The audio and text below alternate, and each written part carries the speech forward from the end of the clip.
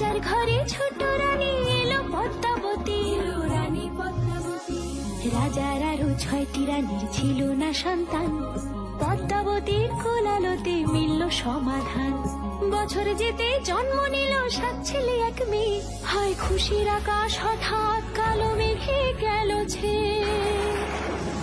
হিংসেতে যায় জ্বলে পুড়ে বাকি 6টি রানী, যুক্তি করে ঘটায় ওরা 7 কুমারের হানি। সুযোগ মতো 7 ছেলেকে মাটিতে দেয় পুঁতে, বাঁচে একা পারুল, ওরা পায় না তাকে ছুটে।